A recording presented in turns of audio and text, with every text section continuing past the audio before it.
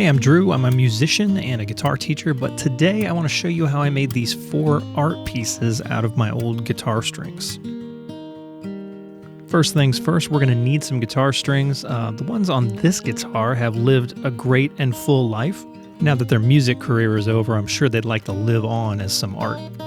For this first one, I wanted to make a storm with lightning coming out of clouds. For the clouds, I wrapped a string real tightly around this screwdriver here. And when I'm done, what I'm left with is this little coil-looking spring thing. Yeah. After I clip that off, what I can do is I can take my needle nose pliers and just sort of pick a random spot on the spring and bend it back the other way. Then I'll pick another random spot and bend it back the other way. And again and again. After I straighten it out a little bit, I like to give these little curlicues on the end because I think it makes them a little more whimsical. And now I'm ready for some lightning. Lightning was a little bit easier to do. I just take a little piece of string and just bend it back and forth.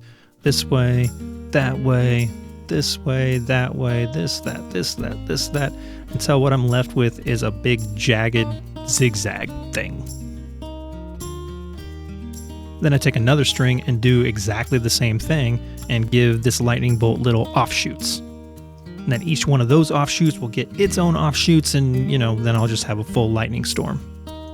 Now, before I can put these on a canvas, I need some canvases. Now, I can't use actual canvases. I need wood because eventually I'm going to pour epoxy over this. And so I need something nice and sturdy. I cut some pine into the dimensions that I wanted, sanded it down nice and smooth, and then I went with a white stain because I think that'll make the strings pop. Now that I have clouds and lightning and a canvas to put it on, I placed all the pieces exactly where I wanted them to go, and this is how it turned out. Now, as it stands, a light breeze could come by and knock all of my strings off my canvas, and we can't have that, so I set the whole thing in tabletop epoxy. And after it cures, here is the final piece. I'm calling this one Kansas Storm because what else would I call it? All right, 1 down, 3 to go. For this next piece, I wanted a bunch of little curlicues like this guy, and this one, and this one, and this one. So to make a little curlicue, I wrap a string around a pair of needle nose pliers and then just twist and twist and twist. Oops, I dropped it. All right, I'll finesse this just a little bit and I'm left with this little curly thing. Now, he's going to be a part of a whimsical little field and I want some birds to fly by. So I'll take the end of a string and I'll give it a nice little bend for his little bird butt, and on either side, a bend for the wings. Clip that off and I'm left with a little bird. And I drop my little bird. Now, if that doesn't look like a bird to you, it's not because you lack imagination, it's because he needs a whole bunch of friends. Eventually, I decided to add the ends of the strings in the order of the strings that they fit on the guitar, and here I am placing all of that on the canvas. This one's going to be called Curly Wheatfield. Thought about calling it Dr. Seuss's Wheatfield, but I thought that was a little on the nose.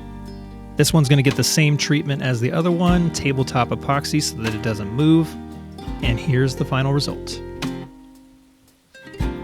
For the next piece, I wanted to make a little flower with lots and lots of roots coming out of it. So I'll start with the end of the string. This one is a B string. That's why it's got a little purple end on it. They're color-coded that way. And this flower needs some petals, so I'm going to take the end of another string, bend it back, and then kind of crimp it so that it has a point on the end.